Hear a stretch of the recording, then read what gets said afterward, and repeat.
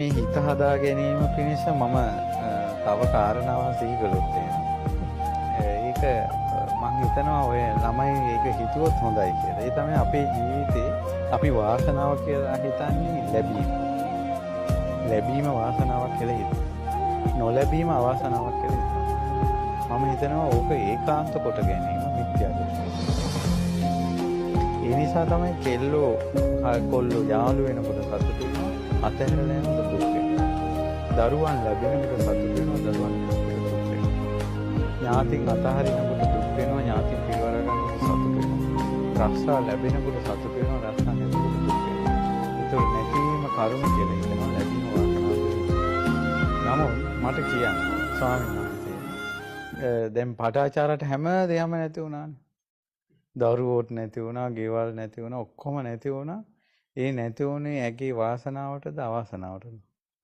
වාසනාව. ඔය එක තැනක හරි නැතිවීම නොවුණා නම් ඇයට නිර්වාණය නැමැති වාසනාව ලැබෙන්නේ නැහැ. මේ නිවන කියන එක ඇයට පින් නැති බවත් නෙවෙයි. කාශ්‍යප බුද්ධ ශාසනය හෝ විපස්සී බුදුරජාණන් වහන්සේගේ ශාසනයේ පටාචාර බුදුරජාණන් වහන්සේගේ නැගණිය වෙලා උපදිනවා. ඒ නැගණිය තව තමන්ගේ සහෝදරියොත් එක්ක එකතු වෙලා බුදුරජාණන් වහන්සේ ඇතුළු මහා සංඝරත්නයට ආවාසගයක් හදලා පූජා කරනවා. එහෙමයි. ඒකට බුදු කෙනෙකුට රහතන් වහන්සේලාට වැඩේ ඉන්න ආවාසගයක් හදලා පූජා කරපු ඈ තමයි සිටුමැදුරෙන් පැල්පතට වැටෙන්නේ. ඒකට කලින් වෙහෙර විහාර කරපු පින් නැති කෙනෙක්ද මේ? පින තියෙනවා. ඇගේ පින මොහු වෙලා එකතු වෙලා ආවේ නිර්වාණයට.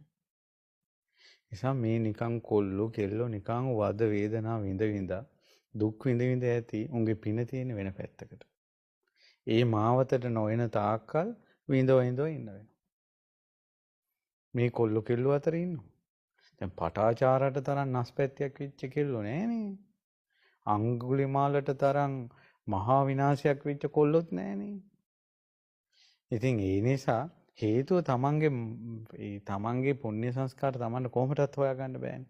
ඉතින් ඒ නිසා මේ ධර්මයකින් ජීවිතේ හැඩගස්ව ගන්නකොට තමන්ට කාලයක් යනකොට තේරෙනවා තමන්ගේ ජීවිතේ කොයි පැත්තද හැදෙන්නේ කියලා. ඒතර අපි කියන්නේ කී දුවේ පුතේ අර ඔයාලට නොලැබීම කියලා කියන එක අවාසනාව කියලා ගන්නත් එපා. ලැබීම වාසනාව කියලා ගන්නත් එපා. දැන් අපි කිසා ගෞතමී ගමු. කිසා ගෞතමීට ජීවිතේ ලැබිච්ච ලොකුම ලැබීමක් තමයි මහා බෝධිසත්වෝ සිද්ධාර්ථ කුමාරයාගේ ගෙල සැරසූ මුතු මාලය. එතකොට සිදුහත් කුමාරයාගේ ගෙලට දාපු මුතු මාලය කියන්නේ කොච්චර වටිනා දෙයක්ද? රම්‍ය සුරම්‍ය සුබ